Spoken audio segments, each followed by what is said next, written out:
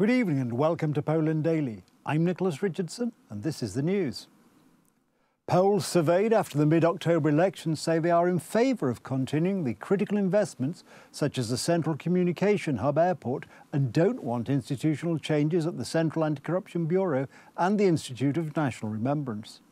Respondents were asked about the construction of the Central Transportation Hub, or CPK, which is a flagship government programme encompassing a new airport with road and rail links. Up to 51.3% want its construction to continue after the change of government. The opposite view is held by 39.7% of respondents, and 9% had no opinion on the matter. Nuclear power plants, 86% yes, 9% no, 5% don't know. Should Poland continue large-scale military spending? 76% yes, 18% no, and 6% expressed no opinion. According to the poll, 61% of the respondents are in favour of leaving the CBA or Anti-Corruption Bureau in place, while 27.5% want it to be abolished. The don't knows comprised 11.5% of those surveyed. Meanwhile, 64.7% of those polled were against the abolition of the Institute of National Remembrance, while 23% supported abolition. In each of the matters we talk about, modernisation of the army, construction of nuclear power plants or construction of the Central Communication Port, we are dealing with the obvious interests of Poland and therefore of our children and grandchildren. In a normal democracy, every government would implement these programmes. Unfortunately, we do not live in a normal democracy in Poland and we are dealing with a total opposition that was against everything the government did. Also, these strategic activities. Sir, there is a fear that the new government will stop this work. However, I try to be optimistic and believe that they will continue in Poland's interest. Since the majority of Poles support these programmes, it will be in the interest of the new government not to offend voters and to complete these works. According to the Polish Foreign Ministry, there are around 30 Polish citizens in the Gaza Strip. Their evacuation has so far been impossible due to the reasons attributable to other countries and entities. However, Polish diplomats have been working tirelessly to facilitate their safe evacuation. In October, the Polish Air Force evacuated over 1,500 Polish citizens and foreign nationals from Israel. The Polish embassy has provided Israeli institutions with a list of Polish citizens in the Gaza Strip and has been pressing for their immediate departure. Roughly 1,100 people have left the Gaza Strip through the Rafah crossing since Wednesday under an apparent agreement among the United States, Egypt, Israel and Qatar, which mediates with Hamas. We communicate to our partners that this is a priority for us. There are between 5,000 and 6,000 citizens of other countries in the same situation. Several hundred people managed to escape at a rate of several dozen people a day. The evacuation from Gaza started only on the 1st of November because the preparations took so long. Unfortunately, it was suspended again 2 days ago. Israel and Egypt indicate that this happened due to the actions of Hamas, which is blocking the border crossing in Rafah. Our diplomatic services are ready to pick them up at the border.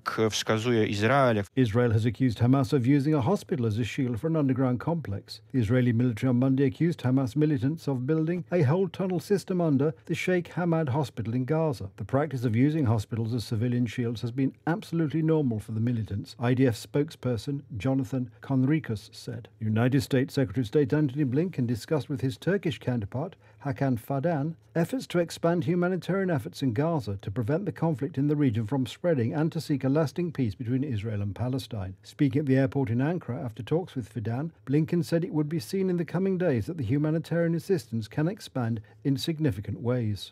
And of course we discussed the crisis in Gaza, including the efforts to significantly expand humanitarian assistance to people in need, efforts to prevent the conflict from spreading to other parts of the region, and what we can do to set the conditions for a durable, sustainable, lasting peace for Israelis and Palestinians.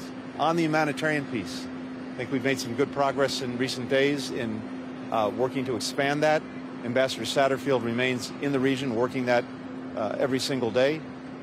We've also had very important conversations throughout this trip with countries in the region on the role that everyone can play in making sure that the conflict doesn't expand, doesn't spread to other countries. And of course, we remain very focused on the hostages held by Hamas, including Americans, in making sure we're doing everything possible to bring them home. All of this is a work in progress. Look, we know the deep concern here for the terrible toll that Gaza is taking on Palestinians, on men, women, and children in Gaza, innocent civilians, a concern that we share and that we're working on every single day. We've engaged the Israelis on steps that they can take to minimize civilian casualties. we're working, as I said, very aggressively on getting more humanitarian assistance into Gaza. And we have very concrete ways of doing that. And I think you'll see in the days ahead that assistance can expand in significant ways so that more gets into people who need it and gets to the people who need it, as well as making sure that people can continue to come out of Gaza. We're also very focused not only on Gaza, but what's happening in the West Bank. We've made very clear our concerns about extremist violence in the West Bank. We've heard the Israeli government make commitments on dealing more effectively with that, and we're watching very closely to make sure that happens. One of the common denominators that I've heard throughout this trip is the imperative of American engagement, American leadership. Every country I talk to is looking for us to play a leading role with our diplomacy to try to make progress on all of these different aspects of the crisis. From here, we're heading to Japan for a meeting with the G7. I'll have an opportunity to debrief my colleagues on what we've learned and what we've done during this trip, and to continue that work and carry it forward. And of course, I'll be consulting and debriefing President Biden and discussing with him the way forward in the days ahead. Covered a lot of important issues that the United States and Turkey are working on together, including the efforts to grow and expand NATO. We're very pleased that the ratification protocols were signed by President Erdogan and are now before the Turkish parliament. We talked about the important work that we're doing in support of Ukraine. Turkey has played a critical role over the last couple of years, particularly with the Black Sea Grain Initiative and trying to get food out of Ukraine, as well as supporting its electricity grid. Blinken arrived in Turkey late on Sunday after an unannounced visit to the West Bank to meet Palestinian Authority President Mahmoud Abbas, who joined international calls for an immediate ceasefire. The Russian war against Ukraine shows no signs of slowing down. Among recent events, 5 people were injured and one of the principal art galleries was damaged in Russia's strikes on the city of Odessa late on Sunday. And 19 Ukrainian soldiers died after Russians struck at a Ukrainian award ceremony in the Zaporizhia region last week. The walls of the building, which houses the Odessa National Art Museum, were damaged and some windows and glass were broken. The museum, in one of the oldest palaces in Odessa, housed more than 10,000 pieces of art before the war, including paintings by some of the best-known Russian and Ukrainian artists of the late 19th and early 20th centuries.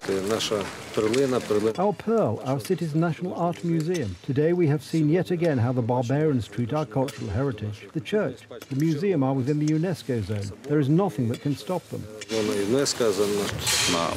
There will be a lot of work here tomorrow morning. All the buildings were damaged in the missile attack. The area will be cleared by our municipal services. 2 windows have been blown out completely. Thank God no one was hurt. We were all in the corridor. Odessa City Council published a video showing blown-out windows and debris inside museum rooms with paintings hanging on the walls. On a street near the museum, the attack left a hole of several meters. According to the city authorities, 1 person was injured there and 4 other people suffered injuries across the city. All were taken to hospital. Ukraine is also mourning the loss of 19 soldiers killed in a Russian strike at an award ceremony in the Zaporizhia region last week. President Vladimir Zelensky described it as a tragedy that could have been avoided and has ordered an investigation into the death. My condolences to the families and close ones of the warriors who died. This is a tragedy that could have been avoided. The Minister of Defense Umarov reported to me about what measures had been undertaken to clarify all the circumstances of what has happened. The main thing is to establish the complete truth about what happened and prevent such incidents from happening again. Every soldier at the front line, there where the enemy can reach one with shells and drones, knows how to behave under open sky and how to stay safe. Now the investigation must provide honest answers to the families of the fallen soldiers and society about how this tragedy occurred and whether any improper orders were issued. If you happen to be watching us here in Poland, this message might come in handy. Beware of kangaroos. In the northern part of the country, one kangaroo is on the loose, and probably there is another marsupial on the loose elsewhere. According to the Animal Protection Group, the kangaroo escaped from a property in the Jaldowo district about 2 weeks ago. Local residents are being asked to keep their porch lights on at night in the hope of luring the kangaroo into a confined area. The representative of the Animal Protection Group said they had also received a call about another kangaroo on the loose in southern Poland. That's the news. Thank you for watching. Stay with us for the weather, Poland Daily Business and more programmes. But from me, it's have a good night and a better tomorrow.